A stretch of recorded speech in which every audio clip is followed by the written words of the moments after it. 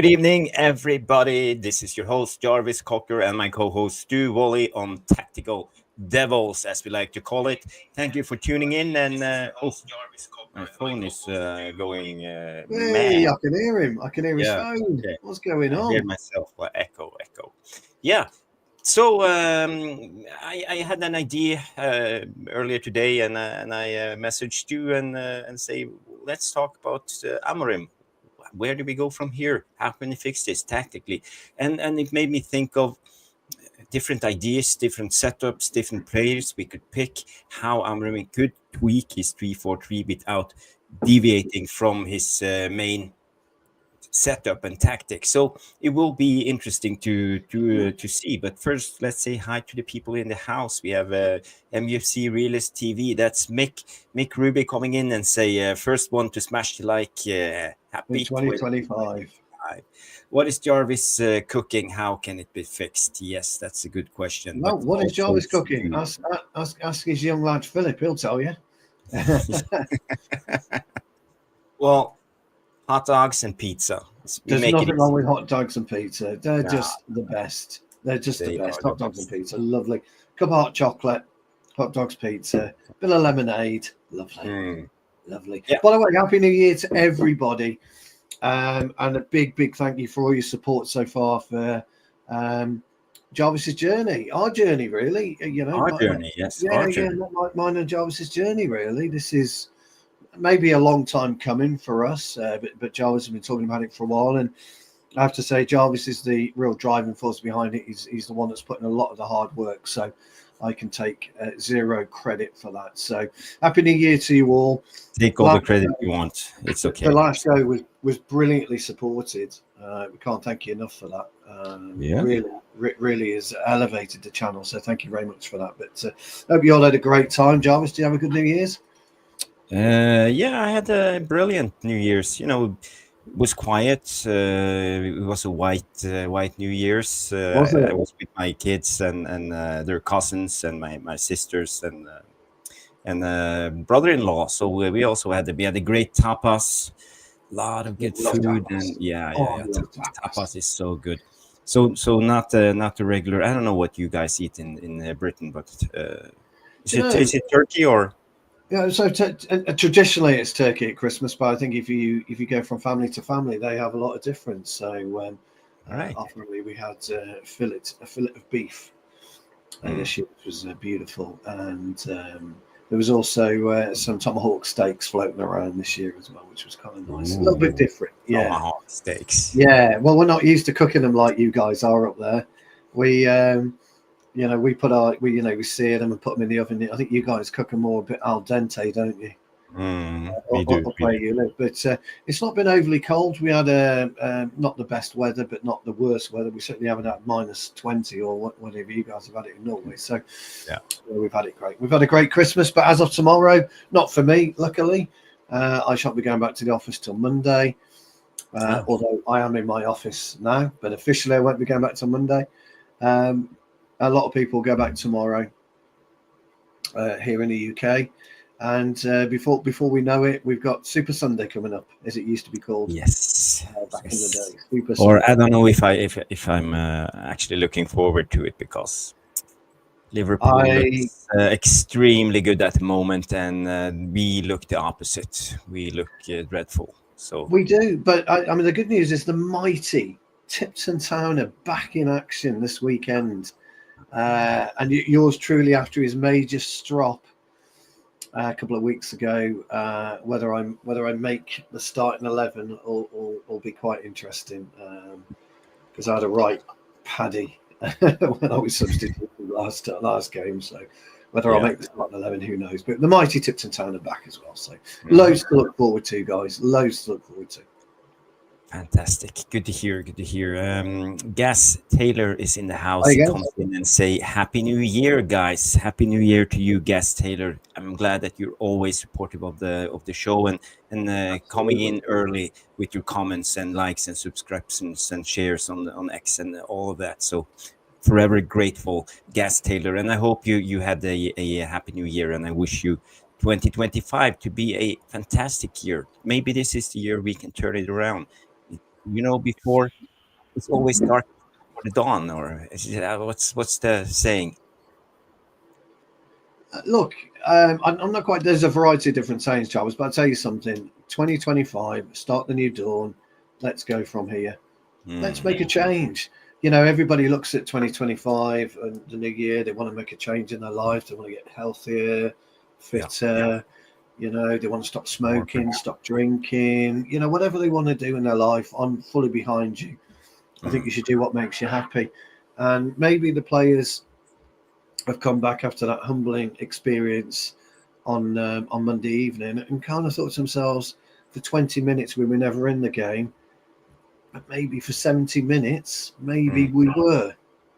And maybe they've seen a positive, and then maybe Amorim has gone in and showed them the positives of the positive play that Mainu produced. So I'll be interested to see, and I know we're going to move on to it now, I'll be interested to see what team he picks. And a variety of the formation that he chooses. You've got our own ideas on this one, haven't we? Which is great. We have, but we are just pure peasants when it comes to footballing tactics compared to guys like Amorim and yes, we are. You're absolutely right. But it's good to have. We are entitled to our opinion, and Yes. So are you guys watching. So if you ever feel that we are wrong or you want to add something to our thinking, so please get your comments in. And Ben is here coming in and say a big up Jarvis. Happy New Year, mate. Happy New Year. Also, Happy New Ben. Year, Ben. Thank you.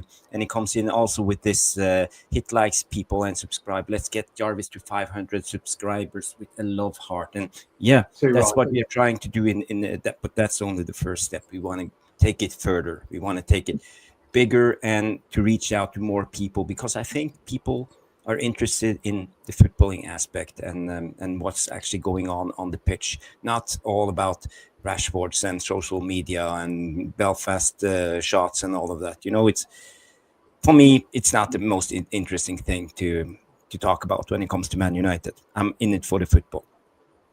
Absolutely. So my thoughts for this show. I wanna talk about how Amorim can fix this, how we can fix Man United, because we have lost, I think it's 4 in a row now, and we're not looking good. Yes, we have. We look worse. The first games we looked better tactically, and now we look more disjointed. I think the players are not responding the way he wants, we talked about diagonal runs and how to move the ball and opening up for the ball carrier and to play out from the back. All of these segments, and for me, I still feel like the players are not getting it. So he has a lot to work with. But we are thinking about quick fixes for the Liverpool game and fixes going forward to get these players understanding what Amorim wants to achieve. So we have Stu has you have set up something on the tactical board, haven't you? I did. Yeah, I did. Yes. So maybe you can just present it and give us your thoughts how you see it. I like what Amorim's approach is. I like that he's not looking to change. I like that he's stubborn in many ways, very much like Ten Hag. Ten Hag was stubborn in his approach play. But before we go into this, the question that's been bugging me and nagging me ever since Amorim took over is, why can't our players adapt? Why can't they adapt? They are professional footballers, Jarvis. They've been playing the game since they were 5 years old. They were picked up at eight, probably by professional football clubs. They didn't do the development side. They went straight to the academy. And these players have been deemed good enough all their lives to be able to play professional football. It's a dream for millions of kids all over the world. It's a dream to be a professional footballer. And these are the chosen few. So my question before we get into this, Jarvis, is if you have been trained from the basics between 8 and 12, the basics is being able to trap a football, how to pass with accuracy, how to strike a football, how to dribble with the ball close to your feet, how to do it with speed, how to slow the play down, how to read the game, etc., etc., etc., etc., etc.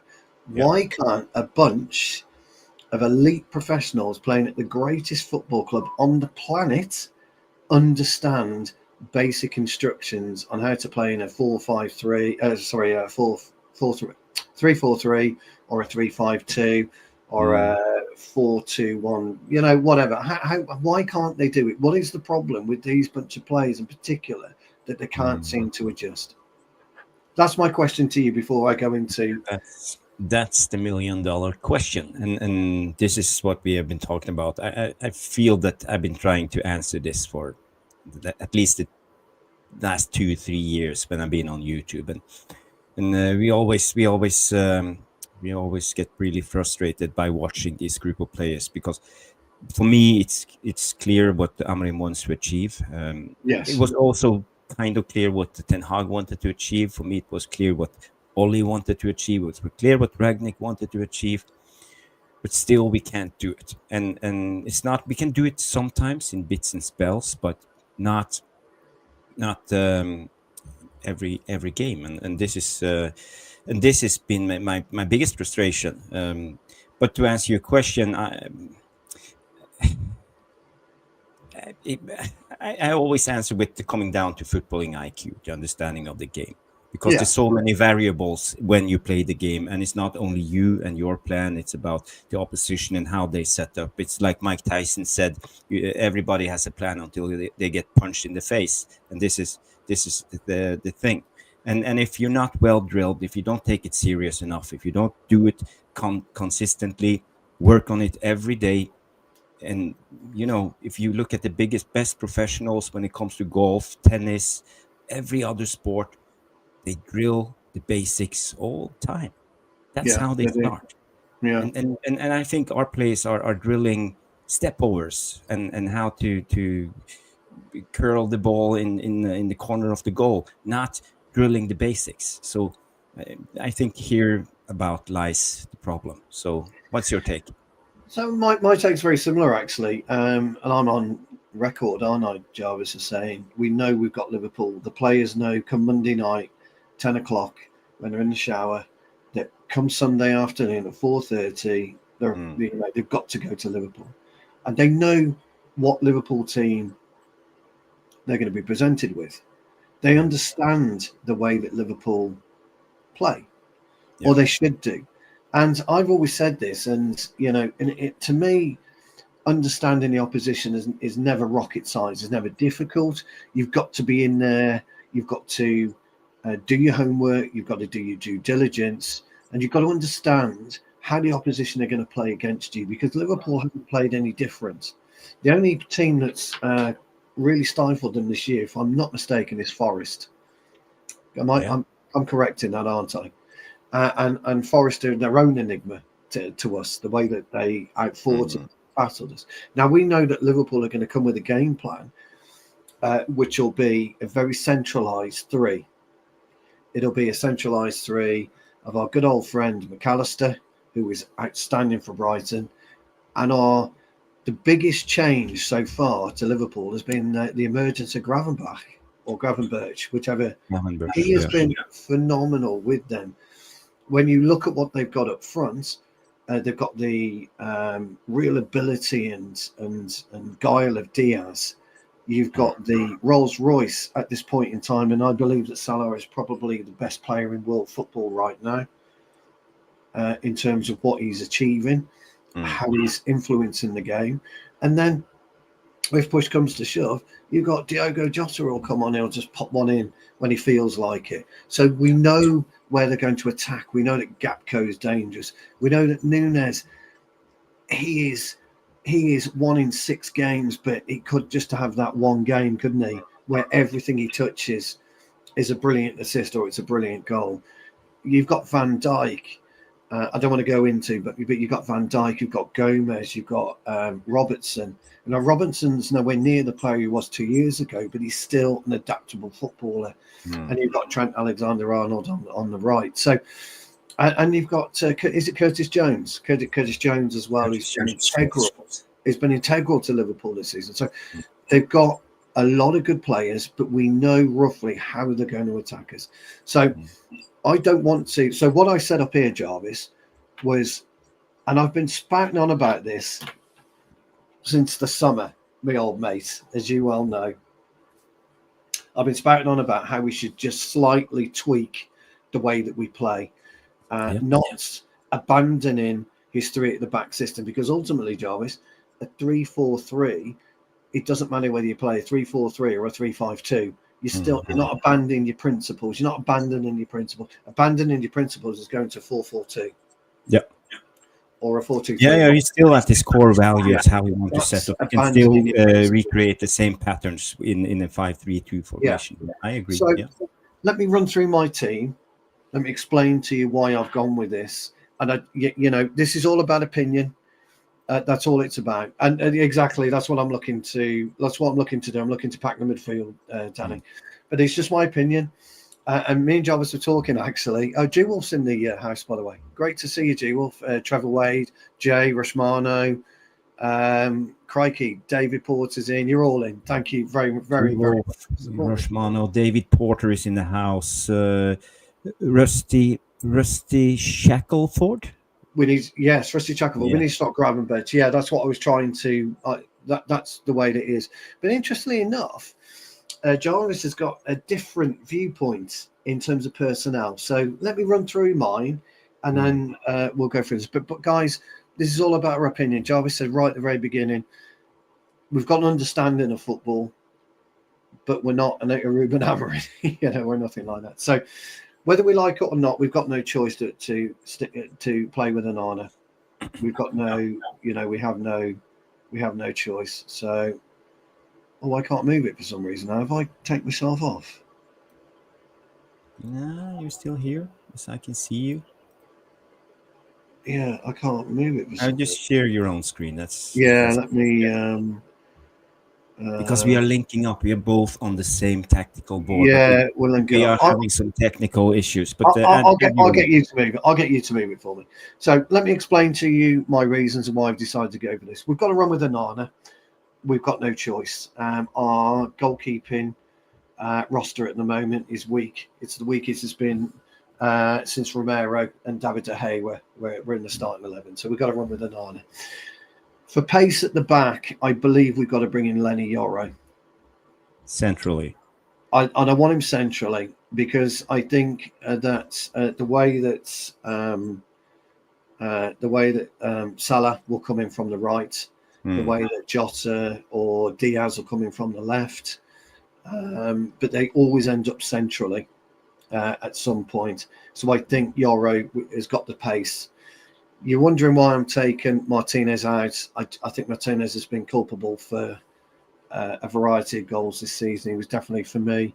I know Gaz, we differed in our opinion on Monday night, but I thought Martinez was culpable for that goal he didn't cut in and around.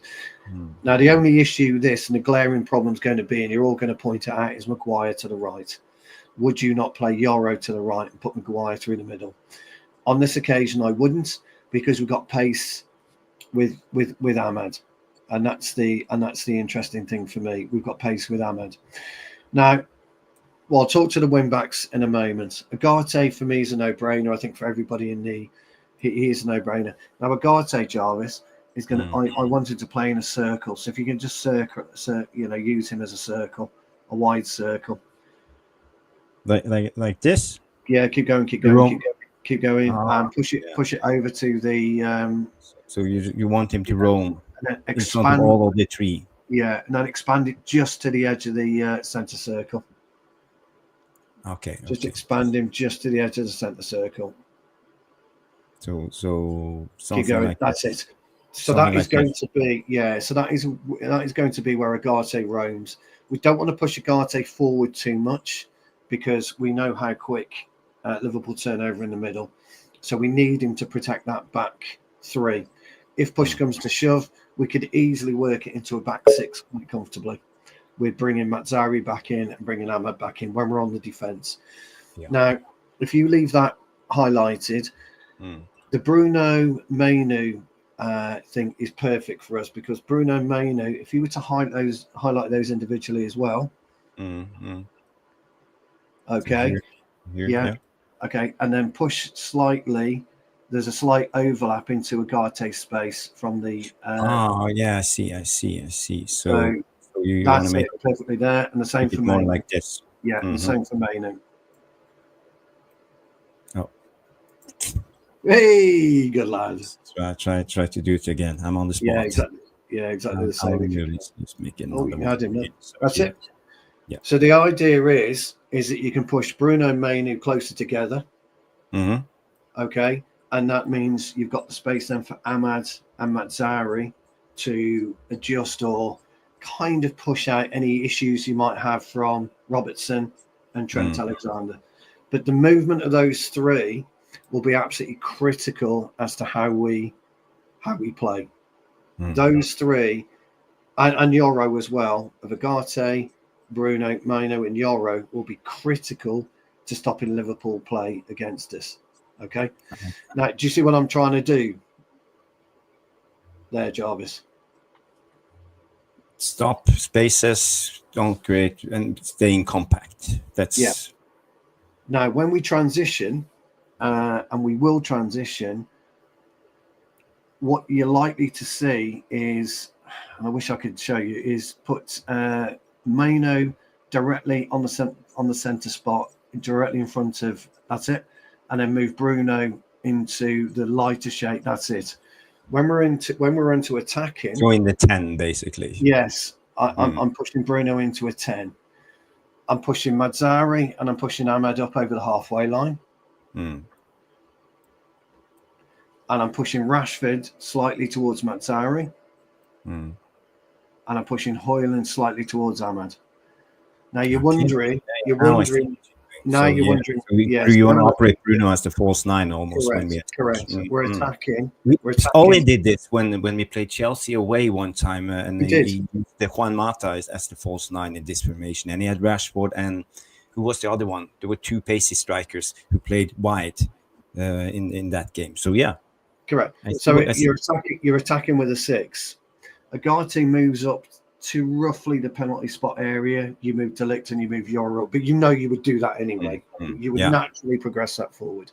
Now, if you were to put in 2 centre halves, the natural way would be they would be a little bit staggered like this. Yeah. Sorry, I was using that as the transition. If you were to put in 2 centre halves now for Liverpool, Van Dijk and it'll be Gomez. This is a Newcastle setup, but you got the drift. The problem they've got now. Yeah. Now the problem they've got now is, what do? So you've got, even if you put in the right back and the left back, the challenge that Liverpool have got is, what do you do? Certainly with Van Dijk and with Gomez, because Højlund has got space to really push into the box where he is. Rashford has the same. Pushing. And not to forget, you have this threat also, so we can't go too much inside and take Van Dijk's job. Correct. Because then Ahmad will be there. Yeah, correct. I'm looking at stretching the whole back four. I'm looking at stretching the back four completely. But more importantly than anything, with Rashford and Højlund slightly outstretched, who picks up Bruno? Yes, they're not gonna. You're going to look at probably McAllister shadowing Bruno, which means that'll give Maino more space. So you're opening up this area. I'm opening up that area. That's the area I'm opening up. Liverpool won't expect it, and they've never had it before. And that's the reason, in a very, very short analysis of how I think that benefits us. Guys, I think Gaz is right. By the way, and I've got to highlight this. I've got to highlight this comment. It won't work with no legs in midfield. The legs I'm hoping for is Maino's energy and Bruno's dynamism. When we're under attack, Jarvis, that's where we should automatically peel back into that system that we started out with. Do you see what I'm trying to get at? I see. And but how do you figure if you play in a 5-3-2 formation how do you figure we will press? Will we just press with the two strikers, like Yeah, a mid block press, and then just you press with try a mid to block. to Yeah, close the central area and yeah. force You them press to with play a mid. around? Yeah, you have to press with a mid block. You got to press with the two strikers. So if you were to push everybody back to kind of where they were before, Yeah, yeah. yeah, roughly, yeah. So That's it it. will be something like Yeah, just this. something like that. Ahmed slightly in. That's slightly in. You push Rashford. This is where you push Rashford and Hoyland together. So you push them in between Burns and Shaw. Yeah, yeah, but you still create this square, Correct. That's central exactly square. right. Yeah.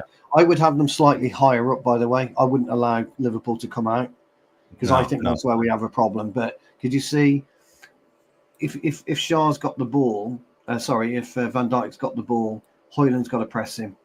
Or if Gomez has got the ball, Rashford's got to press him. So Rashford presses 3 and 5 on this, and Hoyland presses 4 and 2. That's how you do it. I like what you're saying.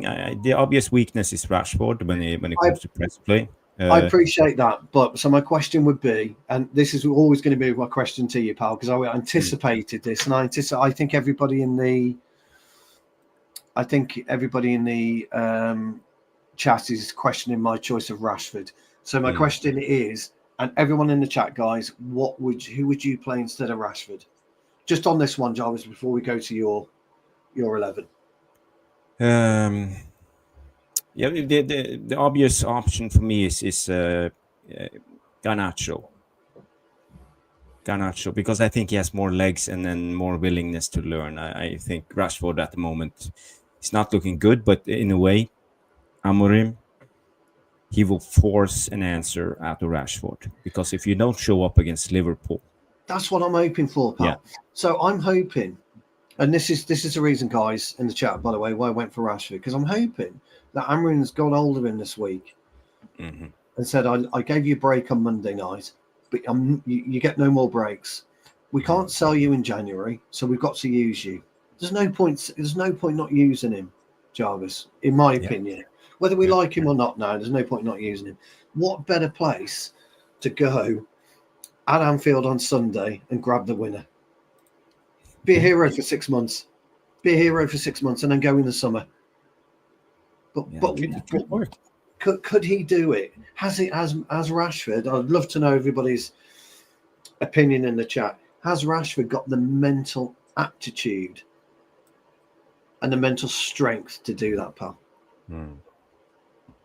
Anyway, that was my idea. I'd love to know your take, pal. Excuse me, guys. I'd love to know your take. I just want to go a little bit more into this because I also see if you force, let's say, I'm not using this. I'm using the pointer. So if we stay really compact like this and we defend, we crowd this area, Liverpool will be attacking on the sides, and you will have to rely on Ahmad defending.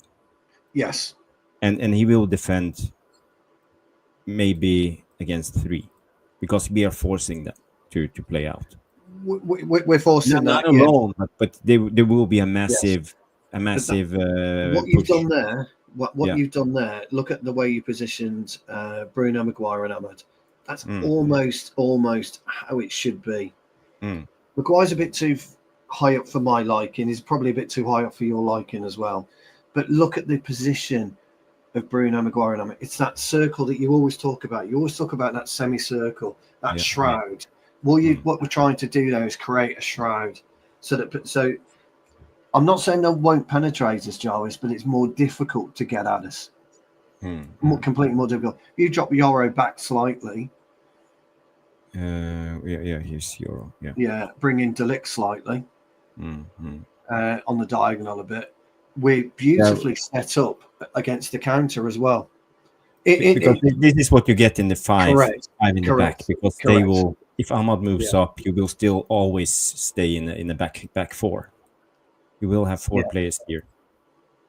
But the guys are saying, I mean, Drummer's saying that we'll get battered through the midfield. I don't think we will. I don't think we will, because the way that we're doing this, drummer, is we're attacking. Liverpool attack you down the sides. That's how they do it. They very rarely go through the middle. They attack you down the sides. So we don't have the legs. We've got no choice with the midfield that we've got at all. With the personnel that we've got, we have no choice to play the personnel that we've got. So you're going to rely on hard work, but you're going to rely on communication. You're also, I don't disagree. Our midfield will get overrun in games. I don't disagree with it. But you rely on communication, hard work, and discipline. Discipline will keep the score down. Yeah. But we've just demonstrated on how you're talking about them going. If you draw a line right through the middle, I think Drummer's talking about going right through the middle. That's what I think. Yeah. Yeah. If you were to draw a line, I think that's what he's talking about. Is as long as we're tight, as long as they do tend to go wide. He's just come in and said they don't just go wide. No. But on occasions, if you look where Salah picks up the ball or Diaz picks up the ball, they pick it up wide rather than through the middle. So. And you still get the pentagon shape while pressing as Amorim likes. So you don't go away from your principles in a way. But, I think, Drummer, you've got to understand, we're not suggesting that Liverpool don't have a better midfield than us technically. We're not saying that at all. And we have been overrunning midfield all the time. This is our best form of defence against a brilliant midfielder. That's all we're saying, Drummer. We're not disagreeing with you, pal, at all. We're just saying, and we have been overrunning. Yeah, but I'm glad that you guys in the comments absolutely come in with absolutely brilliant. I'm glad you do. So we don't disagree. I'm not disagreeing with you, Drummer. I'm just looking at the personnel that we've got, and I think that's the only way we can counteract Liverpool. Yeah. And then Mick comes in and say, love it, flooding the midfield with 5 great mid-block, 3-5-2 off the ball and transition into a 3-4-3 attacking formation. Yes, what you do. With a false 9. It won't be 7-0, Drummer, no, mate. It won't be 7-0 this time. No chance. We will see. We will see, but it won't. We won't. The thing is, though, we won't get hammered wide. We may get, we're not really going to get hammered through the middle. If you're disciplined and the way that I want them to play, we're not going to get hammered through the middle. But time will tell, Drummer. Just to clarify, this is not only about the Liverpool game. It's about how Amorim maybe should adjust himself a little bit because it's something different playing in the Portuguese Primera División or Premier League. I'll tell you what, Drummer. If we get beat 7 or 8-0, mate, feel free to come on and take the piss. Honestly, feel free to come on, pal, and take the piss. Yes. Honestly, mate. Are you a United fan, by the way? Who do you support, by the way? It'd be great, you're all welcome. It doesn't matter who you support, mate, but we'd love to know who you support. But just let us know. Let us know. Anyway, Jarvis, let's see what you think. Yes, Rushmano, he comes in and say damage limitation. To be honest, he's not feeling very optimistic, and I don't think any Man United fan feel confident going into this game. I think we are pretty shattered now after going on 4 losses in a row. But let me just go into... I just want to bring this up. Big up Lavani coming in, my partner in crime from United Real Therapy. He's saying they have too much pace and firepower up front for us to risk pressing. They don't even have to play through the press. They can go long. But we're not pressing facially. We're zonal pressing. So what we're doing is we're pressing within the zonal area. So when they walk into any particular segment on the pitch, we've got to play it in that position, ready to face them up. I'm not talking about in your face pressing. And he also comes on with the second comment and say we need to sit back, stay compact, and dare them to break us down. Our matchup is Robertson versus Ahmad and Trent versus Garnacho. But that's what we've been talking about.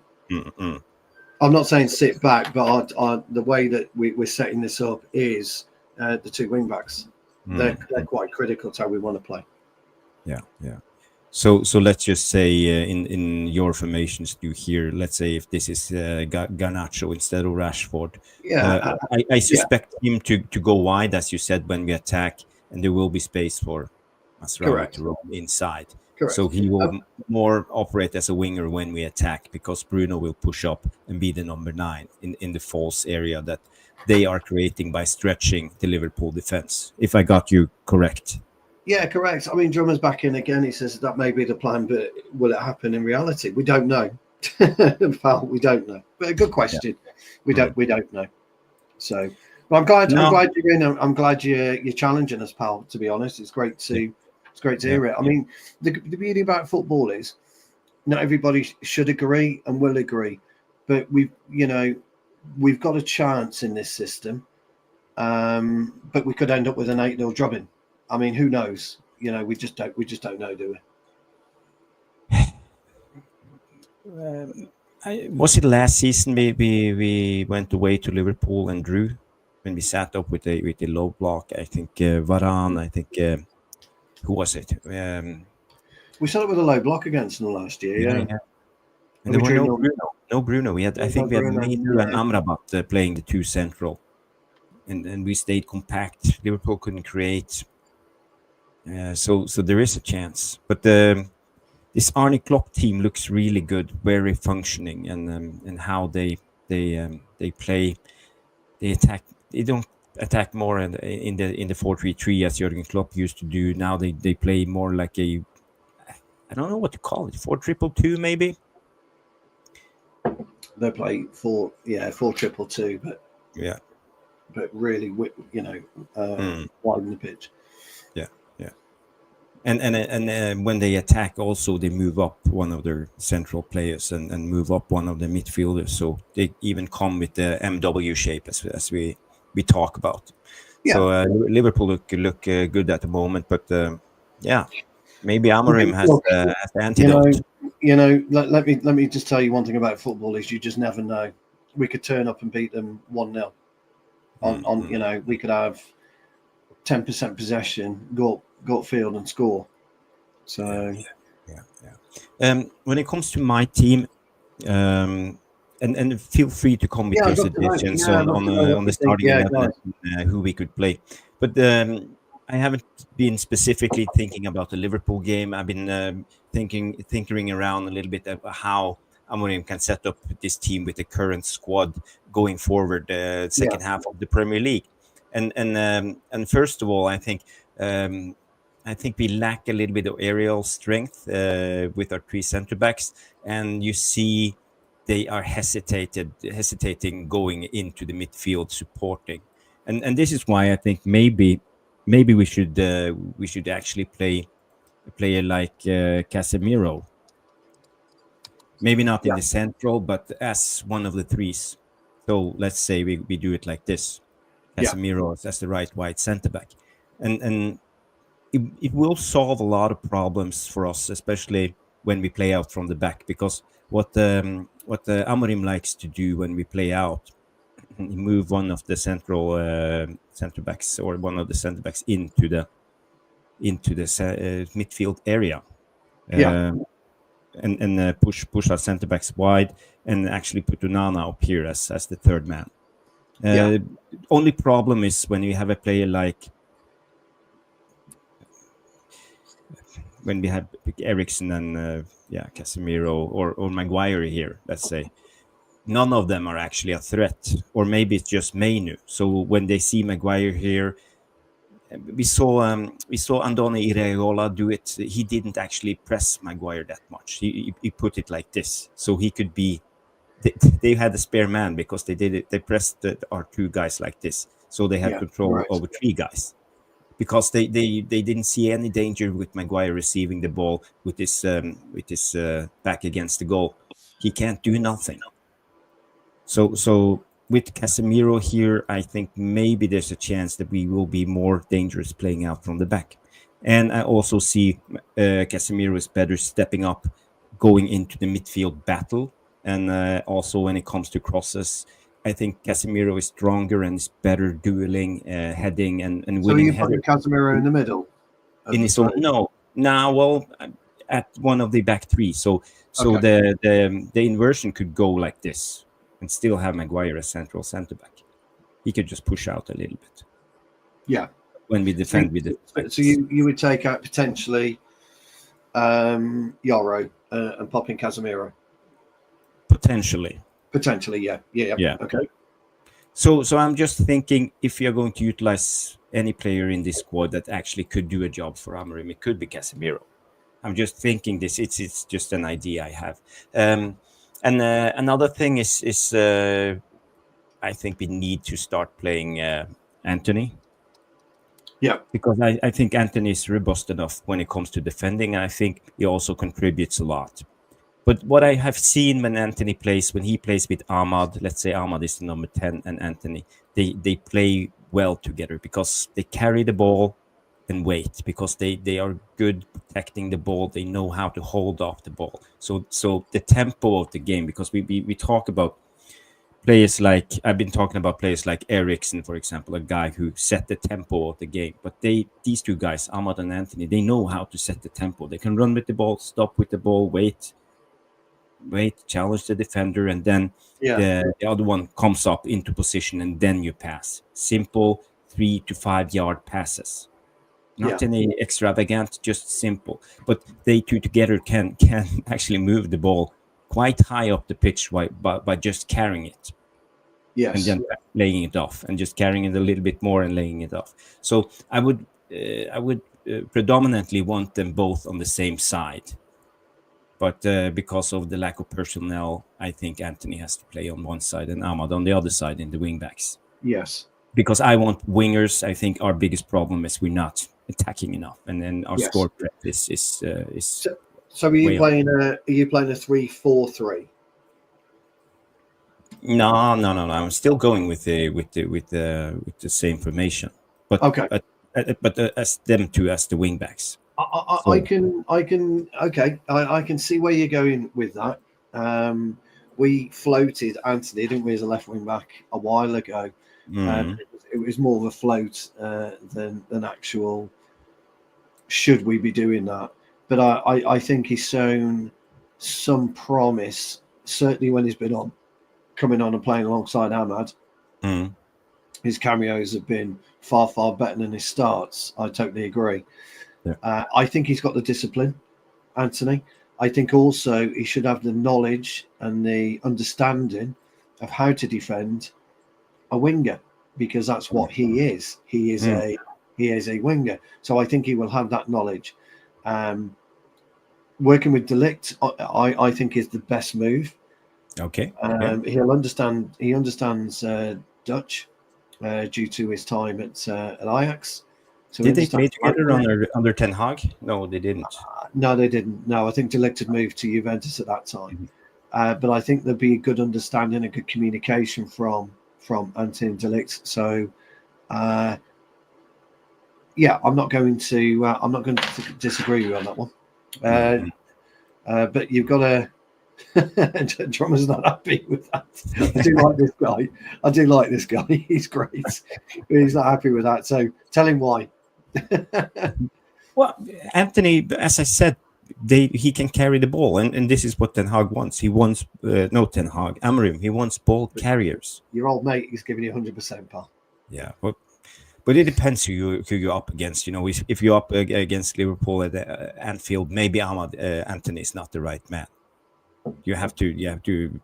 But I see this more as a general way to how Amorim can approach the rest of the season. Does it come to a stage in the season though where you've got to back people? You know, you've got to back somebody. Again, I keep saying this. You're here at Manchester United for a reason. Go out there and show why you're here. So. Yeah. Well, it comes to a stage where you have to back them, but it does, doesn't it? It does. But I don't think Amorim should paint himself into a corner. No, I don't think he should box himself into a corner. He should always have the freedom to pick whoever he wants. Pick them on merit. Pick them on who's been best at training. Don't pick them on name or salary or past performances. Those days have got to go. Yeah, those days have got to go. So you would. So you would advocate Ugarte, Mino, and Bruno, or would you change that trio? Ugarte and Mainu, I think what we saw from Mainu last game, I Oh think yeah, he was 100%. He's got to he start. played as a monster. He was Yeah. fantastic, and this is what I would like to see. He looked as you mentioned on the stream. He looked massive. He's bulked up. He's gained some weight, and maybe this has been hindering him. He has bulked up, hasn't he? Yeah. I've noticed Maybe it that was too heavy in the beginning of the season. But he looks strong. He looks stronger, strong. doesn't he? Looks very strong. Yeah. So how with would you coming with play Ugarte and Mainu, Ugarte? I think that will be the perfect setup. Where would you play Bruno then? How would you have Bruno in your system? Well, Are you using Bruno always needs to play on ask you that. Funny you should put Bruno out there, because I was just about to ask you this question. Yeah. Are you going to use Bruno as a foil for Anthony? As a help? Yes, maybe they can play together. I'm not sure. I'm not sure. I know that Anthony and Ahmad can play together. So, in an ideal world, I would put Anthony on right wing back, and Ahmad in the number 10. So I would have these two guys together. Yeah, we I know don't you have want to any play. options. So I'm almost forced. We haven't got that option. We haven't got that option. I want two wingers on the fullbacks for me. Yeah. Okay. Rashford is out. I don't want Rashford anywhere near. No. I get that. I my reasons. I told you my reason for that. I think if you're going to play two up top, in my opinion, Rashford's the only more natural. He's not a 9, by the way, in any stretch of imagination, guys. I just feel he's more adaptable at that. So my main issue is these three guys, and if our budget is limited and we have to sign anyone this January window, for me, it's the striker and one of the 10s. We need more depth in the 10s. So if we're going to sign two players, for me, it will be a number 10 and a striker. I think that's the best way to move forward if we're going to solve anything this season. Yeah, I agree. I agree on that. Yeah, I agree. I like you. Funny enough, I didn't think I'd appreciate Casemiro there. Got to be honest, but I understand your reasoning, and I quite like your reasoning. Yeah, normally we would consider aerial power De Ligt and Maguire, wouldn't we? But we do forget that Casemiro is decent in the air, and that has gone missing. And Yoro, for being tall, doesn't appear to be great in the air yet. He's just. I just think I went with Yoro for manoeuvrability. But that's the key element, isn't it? Because Casemiro is probably not as mobile, but better in the air than Yoro. But Yoro's we could do it like this for because I'm not a big fan of Maguire. He's no, I know you're not. I know. So maybe more ideally, this would be Yoro, Casemiro, and interestingly enough, we've both left Martinez out.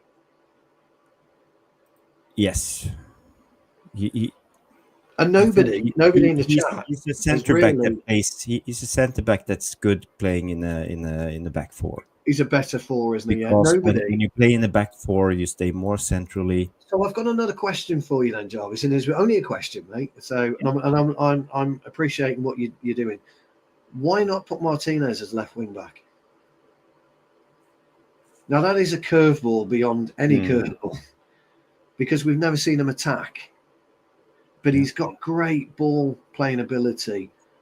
Would he? I would actually more have him in the 6. You'd have him as a 6. Okay. Yeah. Okay. Then a wing back. Yeah, for me, if he could play in any role, that would be a number 6 or a centre back in the back 4. Yeah. Okay. No. Again, back 5, his biggest problem is when you play in the back 5, you have to defend the wide areas. You do. And you have to defend this. So basically, this is the way you play in as a wide centre back. Correct. In this area. Yeah. And when you play centrally in the back 4, this is your area mostly because you have the box is more like this. Correct. Yeah. 100% accurate. Yeah. And also when it comes to play like Ugarte, he's good defending small He's areas. been When the area is big, he's been a godsend. Yeah. So I'm going to push you now. Then who's your 10? I'm going to push you, old friend. Yeah. Well, Bruno obviously have to play because we don't have many options. Bruno's your 8, but in this system would sit in as an 8 and then move to a 10 when a false 9 when we need him. So who would you have then as Well, I actually agree with what you said. Actually, when we come with this, Kobe Mainoo would be the ideal for me. Right. He's so who's your partner for Hoyland? He can hold up the ball. So then we lack a number 8. Yeah, you can't play Ericsson. So no. Yeah, well, I can I can play Ericsson in the 10 and Bruno. You can play Ericsson as a 10. Yeah. But I think then there's our problem there is pace. So I think you've got to either play Garnacho or Rashford. It won't work. Yeah. Yeah, I think you've got to play Garnacho or Rashford. Yes. Sorry to say. This we lack so many options. I'm interested by Casemiro. I really am. I'm interested by Casemiro. When you were telling me before the show, I was like, Real Madrid, yes. Brazil, yes. He's played there. But he's played there with better players at Real Madrid. He's always had the crooner. And he's always had Modric in and around him, hasn't he? He's had Carvajal to the right of him. He's had... Stephanie, dear Stephanie, big up Stephanie. Hey Steph, great to see you. Yes, you don't have Matt Zari in your team.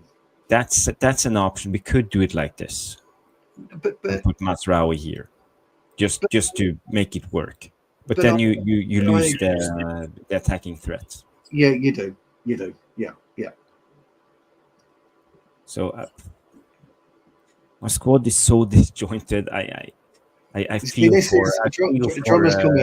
Drummer's coming with his best comment of the night. There's not much of a choice. Correct. There isn't. And therein lies our issue, Drummer, by the way. But, keep your comments coming in, mate, because you've been really interesting today, mate. Alien Tenno's back in, Pete. Happy New Year to you, pal. Alien Tenno. Big up. Yeah. Big up. I see. Yeah,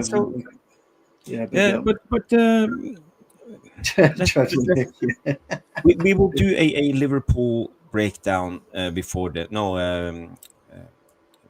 game and talk about we'll try at the end of this week. When is the game? Is it Saturday or Sunday? No, we're Sunday afternoon, 4:30. So let's try and do once we know, try and maybe do 10-15 minutes when we know what the team is, and then we'll perhaps try and give you our opinion. I should be back from. We've got a Sunday kickoff this week for some reason, so I should be back for the game. Cool. So we could do maybe 10 or 15 minutes just to, our thoughts on the starting 11, and then go from there. But yes, the lineup. But I want to do a show. Maybe we can do Thursday or Friday. I don't know. Yeah, perhaps Friday. I can do Friday. Yeah, I can get. Then we can go more into. I've got to say, guys, you've been massively supportive of myself and Jarvis. There's over 70 people watching on a show that me and Jarvis only thought about today. So thank you very much for tuning in, guys. Is a load on Twitter, Jarvis? Or how many's on Twitter? No, well, it's about 50 people, so 30 in here and 50 on Twitter. So yeah, that's good. Gas comes in and say, "Is this your team for the rest of the season?" Now I'm just thinking of ideas Amorim hasn't tried out yet. Yours was more forward thinking. Your team was more forward thinking, as a starting left wing back. We've seen him coming on, but I want to see all 90 with him, see if he can do it. And yours was more of a forward thinking team, wasn't it? Yeah, Jarvis? But when it comes to the tactics, I think you are spot on, Stu, because I think it's more sensible going with the 5-3-2 formation and not the 3-4-3. I think it suits the Premier League better, and I think we get exploited time after time when we play against better opposition. Trevor's rinsed me to absolute perfection on that one. I'm just a side on it. Cheers, Trev. Love you as always, mate. Love you as always. Brilliant. I love Trev. He's ace. Thank you for that, Trev. Oh, thank you, Stephanie, as well. Tipton Tactical Masterclass. Let's hope so. Let's hope so. But thinking outside the box, guys and girls in the chat, Amorim is struggling at the moment. So how would you like to see him do this? Because he needs to do something, because it's obviously not working at the moment. He struggles because he has to rotate. Maybe he rotates too much, but he says he's doing it because he wants to avoid injuries. And maybe we are forced because our players can't handle the workload that they are getting. So this is the way. We just have to do it. But he's honest. I like when he talk. I like that he won't flinch. He will stay true to his formation, his I think ideas, that's what his I system. like about Jarvis. I think that's what I like about him. I've noticed an honesty. I notice when he speaks, there's a genuine honesty. There's no facial expression of lies. The only facial expression is of truth. He's very calm how he speaks, and I just think he speaks so much sense. It's just, it comes back to the age-old question, Jarvis, at the beginning. Why can't these players adapt? Do they want to adapt? Can they be bothered to adapt? Do they care enough to adapt? Excellent questions, too. But the thing is, a lot of these players, they understand that they are not the future of Amorim's 3-4. No chance. They're not. They understand that they are not. I'm always accusing them of being low on footballing IQ, but they're not that dumb. They understand that they're not a part of the future, a lot of them. So when you think of that, how can you expect them to give 110% for Amorim and play with heart and soul for him when they know they're not part of the future? Because it benefits them a little bit if things are not going right. Maybe they are forcing him to play that suits them better so they can stay at the club for a couple more years, stay in the spotlight. I'm not. I just, everyone who tunes into our show, we all love football. Forget allegiances in terms of teams you support. You all love football. I don't know, you get up on a Monday morning, you go to work, Monday night you've got a six-a-side match, or you go in training, or you've got a game come up in the summer on the weekend, so you're training and you're working, but you can't remove that excitement of the game day. Game day comes around and I get butterflies still. In the morning I wake up, me on a Friday night, I've got my bag packed at 7:00, ready by the door for the weekend game. If you have a game on Saturday, you start to think of it. There and I'm packed. I make sure I've got the right boots and all of this, and I get excited. I play on a Sunday with the lads and on a Wednesday with the lads, and I love it. It's a mixture of 18-year-olds to I'm the oldest at 55, and I absolutely love it. I look forward to it as soon as I get up Wednesday morning. I'm buzzing because I know come 8:00 I'm playing football with my mates. And because we don't do this daily, because we're not part of Manchester United daily, we can't maybe understand. Maybe they just can't be. It's just monotonous for them. For us, it isn't. But it's like me and you, Jarvis. I come in, I get in my office in the mornings, and I crack on. You go to your shop in the mornings, and you crack on, and you're getting the same old issues every week in, week out. Nothing changes. Is that the same for a professional footballer? I'll tell you what, guys. We'll ask Phil. We'll ask Phil Marsh when he's on next.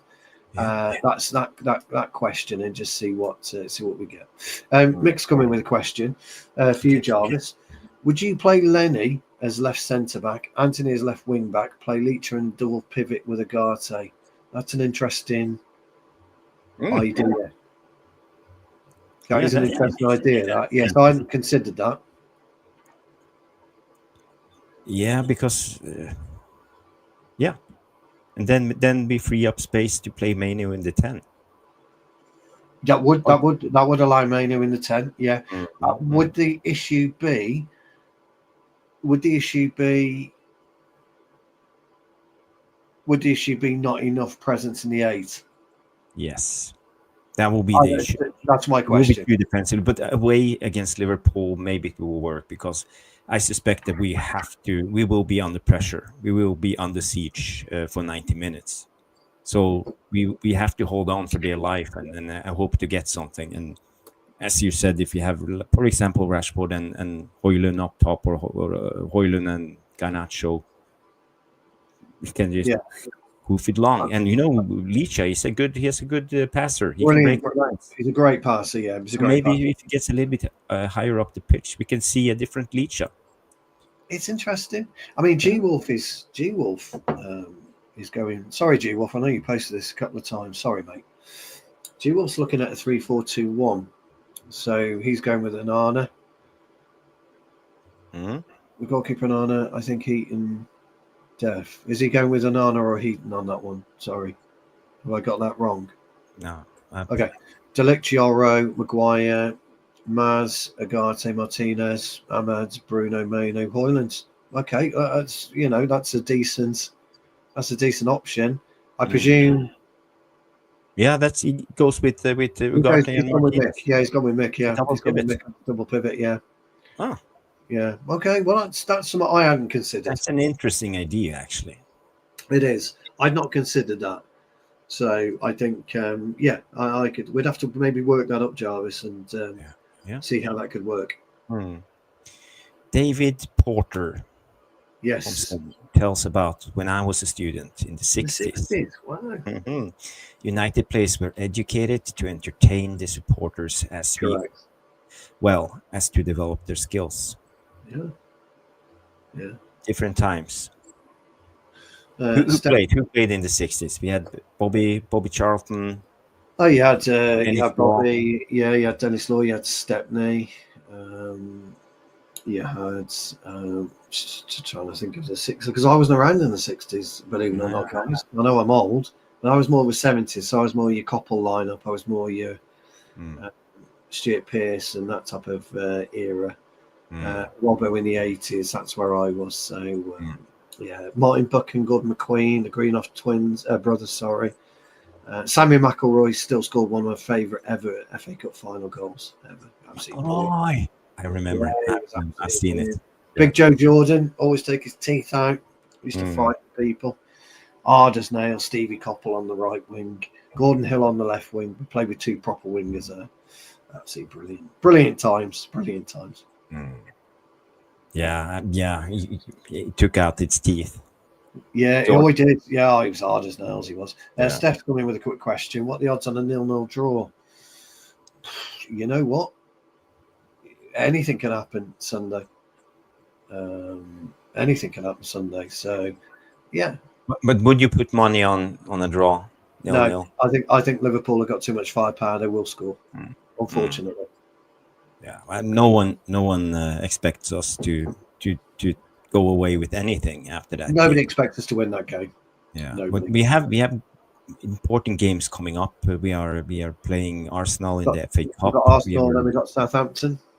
Yeah, coming up. We've got winnable games coming up.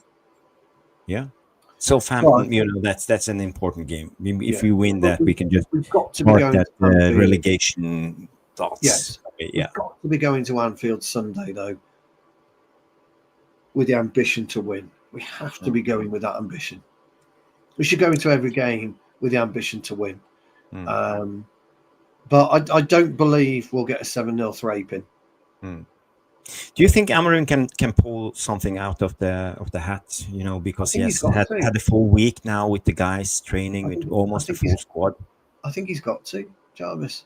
I think for him, I think he knows this is a big test for him. If he can go to Anfield and come away with a point or come away with a win, for him, that's just absolutely superb.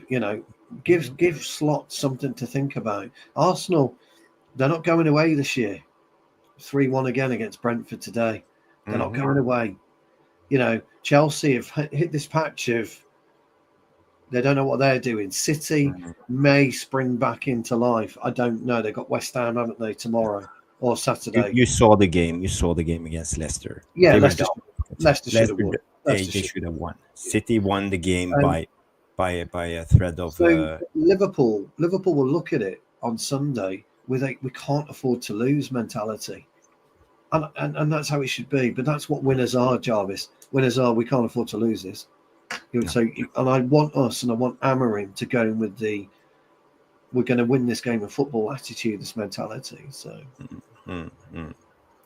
You know, there's a couple of questions. Norcast from says in an alternative universe, Ten Hag would play a back nine and get 0-0. He probably would. We've had a few questions come in. Mick's coming with a question.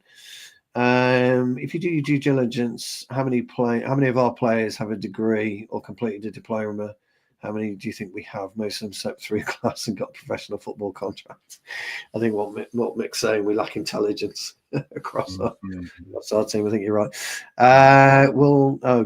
Trev, will Stu wear a mankini to the next Tipton Town match if United beat London? Yes, I will do.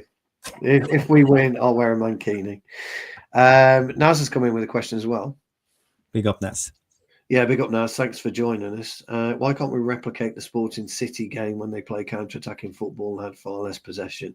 I think Jarvis really just said, Naz, that he hasn't had that time, that period. In fact, I think he made a point on record that he's only had 4 days of real training with all the squad. Is that correct? Did I read that right? He did. Yeah. So that's a damning indictment. So he's got nowhere to turn this week because he's had 7 days or 6 days. He'll have 4 weeks worth of training. So I think it'll be interesting. But how much more can we take? Let's say we lose against Liverpool. Are we seeing the fan base starting to doubt Amorim? Well, I'll tell you what's annoying me at the minute. I'm a bit pissed off with some of the larger so-called channels who think they're influencers coming up and saying, "Yeah, we've got to seriously talk about relegation." I just piss off. Go somewhere else. Just don't talk about football. If you're talking about that nonsense now, you know, see where we are at the end of March. You know, we should be. That league is the tightest it's been in terms of winnable games. 6 points carries you 3, 4, 5 places, but it doesn't relegate you 3 or 4 places, does it? So that's why you've got to consider it. But I think when it comes to that relegation question, for me, I think it's more about talking talking at it as a reality and maybe to wake up the players. They need to understand, you know, you're not too good to go down. And for me, that's the minor loss they need to realize. Yeah. No, I get that, but we're not there yet. We're not in that relegation conversation. I don't know why it's even coming. You know, there's so much football to play. Maybe, you know, Nuruddin maybe gets his wish and we don't progress in Europe. Maybe we don't progress in Europe, so we do have weeks between matches. And if that's the case, then, you know, the players have got no excuse. If you're a Manchester United footballer, Jarvis, seriously, right? Yeah. If you're any footballer and you've got a lot of times in my dreams, and if you've got a relegation on your CV, Jesus Christ, I would just retire. I mean, seriously, just if I'm Bruno, retire. Just fucking retire. You can't have that, and we shouldn't be thinking about it. We shouldn't be talking about it. I feel, but you know, the guys are saying that. Here we go, Trev. Would relegation be a shock to the system that sees Ineos go running? I just don't see it. I just don't see it. So. But Stu, when I saw Mick did a brilliant show today on I didn't watch it. I didn't have time. Release TV, and a lot of people tuned in, and it was a good show. They talked a little bit about this. Ineos are repeating the same mistakes as the Glazers, bringing in a different manager with a different style mid-season. What's the plan? We don't have any money to sign any players. Well, apparently they make everything pretty hard for Amorim. And I've been thinking, do you think this has something to do with Ashworth leaving? Because I think it's insanity in a way when you when you think of it. Bringing in Amorim now, we don't have roaming tens who can play in the half spaces. We don't have wing backs. We are short when it comes to centre backs who are available to play wide centre back, who can break the lines with their passes, be playmakers. I think we made an issue. So many things. That's we had a real problem. unbelievable. Yeah, with Ashworth. Whether it's cost us in the long term, I don't know. Time will tell on that one. Time will also tell whether or not we got money or not to do something in January. I think if Ineos are seriously, lower class made a point here about arrogance. You definitely are in a relegation fight now. Look, arrogance is a part of football, but you have to be arrogant. You've got to believe. You have to believe you're not in a relegation fight. You have to believe that instead of going down the league by 2 or 3 places, 2 wins takes you up the league by 2 or 3 places. That's how you have to believe. I understand your point. I really do. I'm not so sure. I Leif Davis, yeah, brilliant left back. Yeah, I saw Delap against Wolves a couple of weeks ago, just before Christmas, and I think he had a brilliant 20 minutes, and he really tailed off. Not quite sure why, but yeah, he's an excellent player. But there are a lot of players, unfortunately, out there that would walk into United's first 11 at the moment. We've identified a couple, haven't we, on the show? So, but you do need that bit of arrogance, and you've got to, in my opinion, you've always got to be looking up rather than down. You start looking down as a footballer, you're just going to be on. I mean, we're on a slippery slope anyway, but you're going to be even worse of a slippery slope. You've got to look up and believe there's only one way you're going, and that's up, not down. But you have to be confident. If your Udofia comes in, and sorry if I slate your name, but big up, comes in and say, even before signings are made, a good coach should improve the team. We should at least be able to win 3 consecutive matches. Confidence was high amongst these players before he resumed. Yeah, and that's a good point. And I think Amorim has improved, but I think the results are lacking. I think we play better football. We produce chances. If you look at the XG after games, we most likely should have won if we had more clinicality. And I think now we suffer basically what you were talking about, Stu, with confidence, because when you lose, when you go on a losing streak, everything gets really tough in football. You know how it is. It does, and you've got to somehow dig yourself out of it, and these players have got to find a way of digging themselves out of it. But Newcastle on Monday night, Casemiro's miss was criminal. It really was. It was a criminal miss, and so was Hoyland's. There were criminal misses. Maguire hits the post. Maguire's header, the post, and the follow up was blocked. I'm not saying anything in terms of that no team is too good to go down, but you can't think like that as a player. You just can't. You go to every game thinking you're going to win that match. And 2 or 3 wins, as I don't want to butcher his name, as he said, takes us potentially to 6th in the league. It's nuts. It really is nuts. We've got a cushion of about, what is it? We've got a cushion of about 6 or 7 points, haven't we? I think it's 7 points. 7 points. We're down to Ipswich. Yeah, but let's say they win this weekend and we lose against Liverpool, we're down to 4. So could get ugly. But but we're relying on Ipswich to win. Ipswich lose, it still probably stays at 7. You have to bear in mind, guys, with this league, we haven't won in 4 games, and we've only slipped from 11th to 14th. That's in 4 games, by the way. 4 games, we've only dropped 2-3 places. 4 games. So you're not just automatically going to dip into the bottom 3. We have a question from AI Factors. Big up. I've seen you before on this channel, so thank you for coming in and watching and bringing in comments. Bring Pogba back. Quick yes or no, Stu. Would you bring him back for free? No. Neither do I. No. Neither do I. I think been there, done that. Trev's got a question, by the way. He says, it's a good question. If we are thumped by Liverpool, are we still in the Amorim camp? Yes. Just very quickly from me, yes. Yes, 100%. 100% in the Amorim camp. And as I was saying, I think this is why Dan Ashworth resigned. I think there were a power struggle inside Man United. This is just my speculations. I have no inside information Here we whatsoever, go. but I Here we just go. feel. Gaz has made my point. We've only dropped one place since Ten Hag got sacked. So, and we've lost 4 games. So that, you know, that's why I get it. I understand what people are saying. They're frightened of relegation, you know, but I just think we've got it within our capabilities. 2 wins maybe takes us up by 4 places. So, and by the way, Southampton on 6 points. Yeah, they are. I mean, Southampton are gone. Leicester struggling.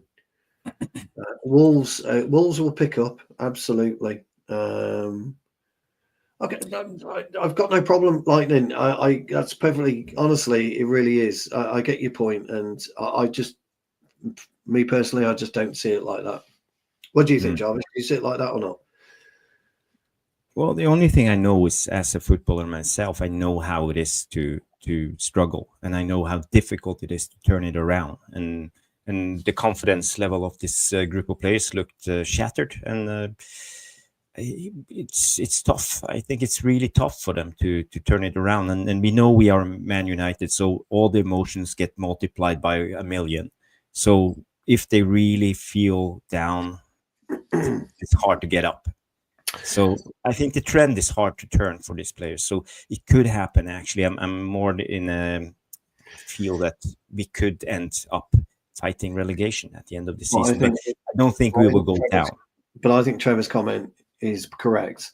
The league is so compact. In a normal season, we would be in the bottom 3, bottom 4. Mm-hmm. Look at City. City have lost it, but they haven't moved hardly, have they? He's right. City have hardly moved. Neither have we. We haven't moved in the league. Yeah.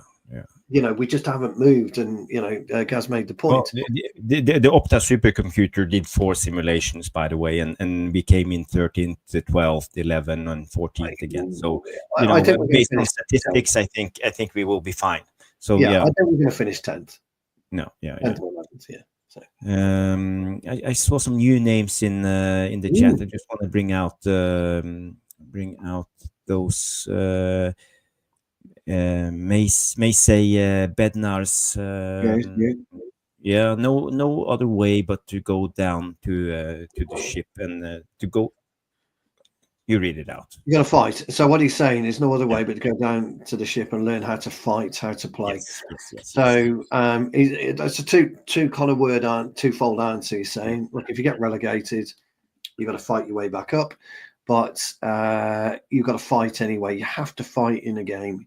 If you lose, you know, if you know when the mighty Tipton Town lose, or I even lose at training, or I lose on a Wednesday, I'm fucking angry, fucking kick stuff and all that. But you get back and you make sure you win the next game. These players will know. Yep. These players will know exactly the task ahead on Sunday. They know they're going into the league leaders. They know. And if you're there, there's nothing better going into the league leaders and beating them on their own patch. There's nothing better. 100%. I just want to bring in, I saw today a tweet from Adam Matic. You all know him from another channel, and he filmed the guys warming up before the game, the Newcastle game. And he took a dig at them because he felt that he didn't take it seriously enough. And by the way, the senior players of the subs were doing a rondo, and 5 of them having fun and relaxing, and they left the 2 youngsters, the academy players, to warm up by themselves. I don't know if that was intentional or not, but do you feel the squad is divided? No, that's somebody who's just trying to get clicks and views. Okay. Just trying to make something of it. You know, if you're on the bench, ideally you all warm up together, all the substitutes warm up together. But if you're on the bench and you're 2 juniors, you would be more comfortable warming up by yourselves rather than warming up with some senior players. It's a nothing. It's an absolute nothing. I saw it. He was making a comment. He probably got 1,000, 2,000, 3,000, 4,000 views on it. So yeah. Interesting one from Gas again. Question: would you go back to Ollie Ball? And I think Ollie Ball is misunderstood. I think he was really Yeah, flexible when it comes to tactics. A lot of people think about counter-attacking football, but I think it's direct football. I think that's that's the correct name of his football. But we could also press high. I don't know if you guys remember the first spell of Ollie when he came in as an interim. We didn't sit back and counter-attack. We were pressing high, and they were running their socks off, and we won 10 in a row because of that. So Ollie Ball is not counter-attacking, but for me, I know. Yeah. I love Ollie. So yeah. I mean, Ollie, unfortunately, when you listen to what he said about how it came to an end for him, Yeah. and that these players are still there. A lot of these players are still there, and they were his downfall. It just goes to show where the club is in terms of its state. By the way, we can't afford to go down. Rushmano's right. Financially, it kill us. The club would go bankrupt. Can't afford to go down. Just can't afford it. We can't. No. So we are struggling at the moment. By the way, 101 people watching the show. know. We started up 14th of December. Yeah. More of an just a idea. Want to make a narrow channel for the football enthusiasts just to come in and talk football and tactics. But we are 1 hour. Yeah, 1 hour. Yes. So I know you were limited on time. Yeah, so I will let you go. I will thank everybody for coming in. Thank you. Contributing with fantastic comments. Stephanie Nash, AI Factos, Gas, Trevor Wade, Lower Class Brum, Rushmano, Maysay, Bednars, big up. We have this guy coming in for the first time. I saw your name in the channel, so big up. I hope you subscribe. Udufia and Gas Taylor, all of you guys, always loyal, following the channel, tuning in every time I put out a tweet that we are going live. So thank you guys. I really appreciate it. Stu, any final words? No, just a happy new year to everybody, and let's hope 2025, United turn the corner and we can all smile again and be happy. But at the end of the day, football, it's difficult. It's difficult to kind of forecast. Otherwise, we'd all be millionaires every Saturday when we're doing our bets. So we're not, because Leicester could have easily battered City 5-0, but they didn't. They lost 2-0. We could have drawn against Newcastle. We didn't. We got beat 2-0. There's nothing to say. Just nothing to say. We cannot go there on Sunday and win. There's nothing to say we can't do it. Conventional logic says we won't, but there's nothing to say. Bearing in mind, guys, it's worth noting that everybody thought City would beat us in the FA Cup final. It just didn't happen. We weren't playing well. We haven't played well for a long, long time. Let's just try and get a bit of faith. I don't know. Have a bit of faith. But thank you all for tuning in. And as Jarvis said, it's quite humbling, really, to the support that you guys give us. So thank you very much. Some of the comments have been brilliant tonight. There's some really. And by the way, I have to mention some guy who watched the show clipped us and put us on TikTok with 12,000 views or something now. With clip about 12,500 views. So thank you for that. Yeah, that was quite a surprise, wasn't it? We've been clipped. I don't know whether that means. I don't know what that means when you get clipped. I don't know. So. So we'll probably is it Friday? Should we get together Friday? And we can aim for Friday. So keep your eyes out. Click that bell for the notifications and subscribe to the channel. So 32 likes, I believe you are on. So if you haven't smashed the like on your way out, and by the way, leave a comment in the non-live section after the show. I will come in. Stu will come in, leave some comment and try to answer you guys if you have any questions. And maybe you can put in your starting 11 against Liverpool. It will be interesting. So we have something to work with when we do the Liverpool preview show. So it will help out immensely. And your thoughts on the game and what we should do. So, Yeah, we could and put by the the way, Stu, I've been thinking a little bit about maybe if there's any interest from you guys, we can share the open the lines and share the link if anyone of you want to come in absolutely maybe great at the end calling of shot. next show and share your football knowledge because Yeah, I'm so eager to learn more about football, and I know you have a lot of knowledge in the chat. I read your messages, so there's so much knowledge in this channel. So if anybody want to come on and write out in the non-live section, and we will try to figure out a way. yeah, 100%. Please subscribe. Yeah, put your teams in the chat, and then what we could do, we could go through your team. And if you wanted to come on Friday and talk about your team selection, that'd be great. And then we'll have Jarvis Corner Monday, won't we? Well, we'll do the review of the Liverpool game. Are we? Where are we streaming? Where are we streaming that?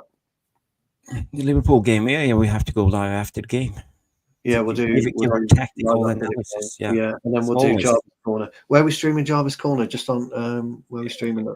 Monday. I think we will do it on MUC Realist TV, but we will co-stream it to this channel. So if you don't subscribe to MUC Realist TV, you can just watch it here. So yes, brilliant. There's so many options. Yeah, there is. But get the word out. Get the word out to your friends and your mates who like football. And as I say, there's been some really good comments, and we want challenges because we're not right all the time. No. We're not right at all. We know that. We just see football how we see it. So thanks very much for tuning in tonight, guys. Enjoyed it. Thank you, and hope to see you on the next. Have a good one. See you guys. All the best.